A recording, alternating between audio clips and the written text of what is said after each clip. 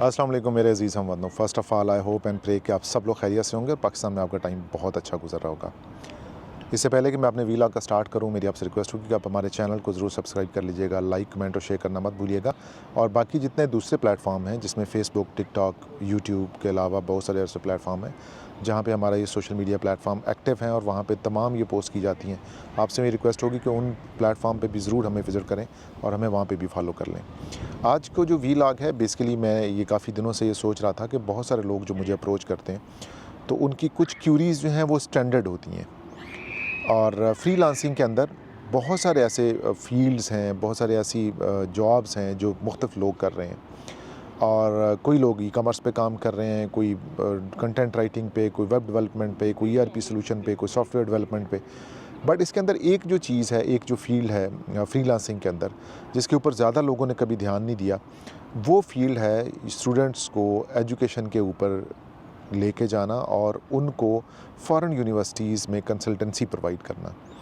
तो चलें जी, आज के वीलॉग में फॉर्मली हम इसको स्टार्ट करते हैं और मैं आपको ये बताऊंगा कि मैं एज़ अ फ्रीलांसर आपको इन डेप्थ इन चीज़ों की एक ओवरऑल व्यू दूंगा, एक सिनेरियो दूंगा कि अगर आप में से तमाम वो लोग जो फ्रीलांसिंग की इस डोमेन में काम करना चाह रहे हैं, जहाँ पे वो स्टूडेंट्स को कंसल्टेंसी प्रोवाइड करना चाह रहे हैं ताकि स्टूडेंट पाकिस्तान से या किसी भी मुल्क से यूके में आए और यहाँ पे किसी यूनिवर्सिटी में आके अपनी हायर एजुकेशन या जिस एजुकेशन लेवल पे वो जाना चाह रहे हैं वो स्टार्ट करें। तो वो कैसे होगा, कैसे आपने एज़ अ फ्रीलांसर उसको स्टार्ट करना है, कैसे आपने कंसल्टेंसी के अंदर उसमें ग्रो करना है और कैसे आपने स्टूडेंट्स को ये सर्विसेज प्रोवाइड करनी है।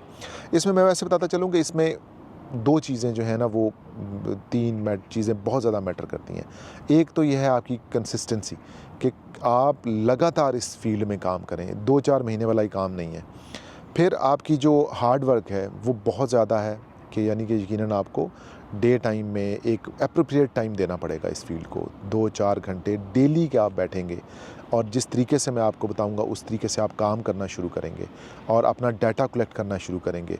और उन चीज़ों के ऊपर जब आप बैठ जाएंगे और डाटा कलेक्ट कर लेंगे और फिर अपनी सर्विसेज को सोशल मीडिया पे प्रमोट करना शुरू करेंगे तो यकीनन आप यकीन करें कि आप बहुत आसानी से 1 महीने के अंदर 8-10 लाख रुपया भी कमा सकते हैं। लेकिन जो चीज़ें मैंने आपको बताई हैं, कंसिस्टेंसी, हार्ड वर्क और कम्युनिकेशन।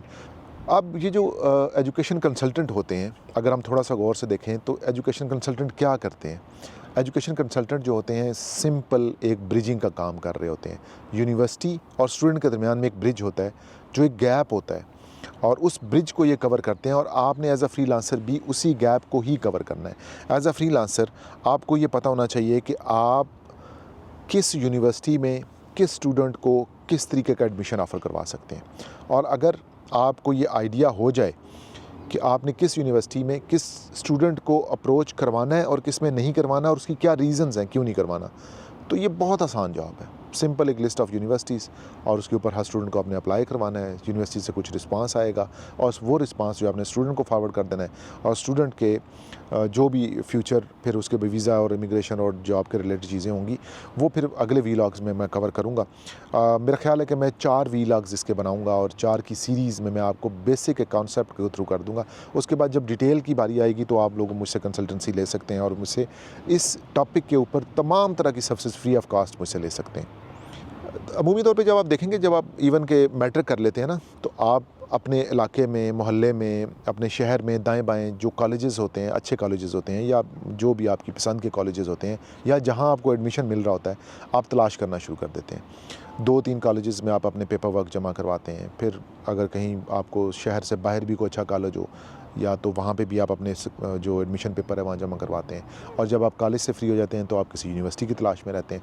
यूनिवर्सिटी आपके शहर में भी हो सकती है, आपके शहर से बाहर में भी हो सकती है, आपके सूबे में भी हो सकती है और आपके मुल्क से बाहर भी हो सकती है और मुल्क के अंदर भी किसी और शहर में हो सकती है। सेम ये जो कॉन्सेप्ट है research and search of specific university कि जहाँ पे आप अपने स्पेसिफिक एजुकेशन के हिसाब से एडमिशन ले सकें पाकिस्तान में, इसी कॉन्सेप्ट को उठा के अगर आप बाहर ले जाएँ तो सेम चीज़ है। इंग्लैंड में आपने आना है तो यहाँ पे तो वैसे 3 बड़ी फील्ड्स ही हैं जिसके लिए लोग पढ़ने आते हैं। या तो लॉ के लिए आते हैं या फिर एक आर्ट्स के लिए और साइंस के लिए, कंप्यूटर्स वगैरह के लिए आते हैं। तो आपको देखें, अगर पाकिस्तान में आप होंगे तो और आपने एफएससी प्री इंजीनियरिंग की है तो आपको एग्जैक्टली पता है कि यार टेक्सला इंजीनियरिंग यूनिवर्सिटी है, लाहौर इंजीनियरिंग यूनिवर्सिटी है, फ़लाँ इंजीनियरिंग यूनिवर्सिटी है, फैसलाबाद में यूनिवर्सिटी है, और मैंने मुल्तान में जो केमिकल इंजीनियरिंग है या फ़लाँ यूनिवर्सिटी है, इन 4-5 यूनिवर्सिटियों में मैंने अप्लाई करना है।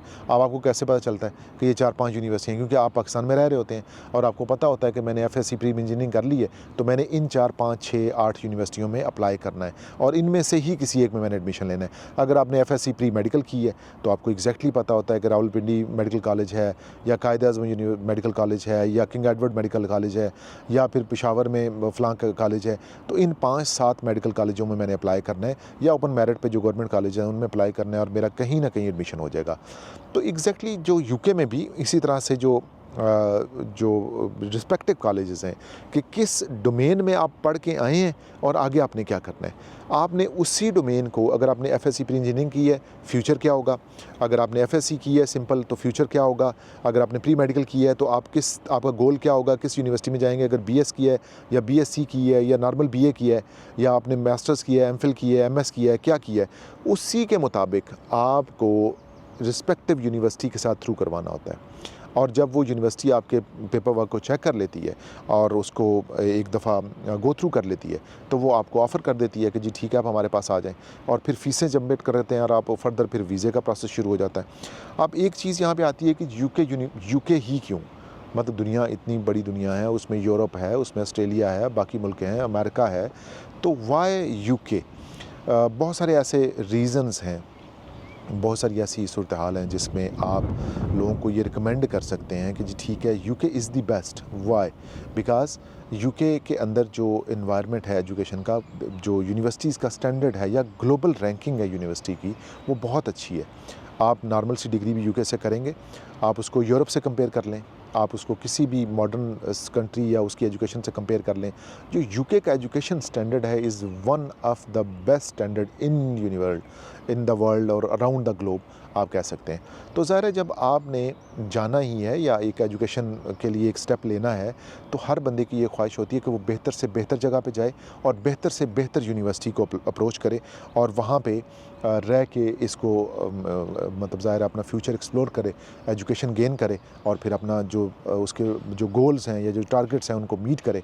तो हम इन्हीं चीज़ों को कवर करेंगे इंशाल्लाह इस वीलॉग में, और मैं आपको ये बताऊंगा कि आप एज आ फ्रीलांसर अगर ये सर्विसेज स्टूडेंट्स को प्रोवाइड करते हैं तो कैसे करेंगे। आपके पास सिंपल एक ईमेल होनी चाहिए या इंटरनेट अवेलेबल होना चाहिए, एक अच्छा सा लैपटॉप होना चाहिए, आपकी कम्युनिकेशन स्किल्स होनी चाहिए, इंग्लिश आपको आती होनी चाहिए, और आप सिंपल यूनिवर्सिटी के साथ कम्युनिकेट करेंगे और वहाँ से जो जवाब आएगा उठा के स्टूडेंट को देंगे, स्टूडेंट से जवाब लेके यूनिवर्सिटी को देंगे, या कुछ ऐसा माइंडसेट आपके जहन में आ रहा है जो कि टाइम के साथ आप सीख जाएंगे कि चीज़ों को कैसे टैकल करना है, और टैकल करने के बाद आप इस तमाम चीज़ को कंक्लूड करेंगे और यूनिवर्सिटी के साथ स्टूडेंट को इंटैक्ट कर देंगे।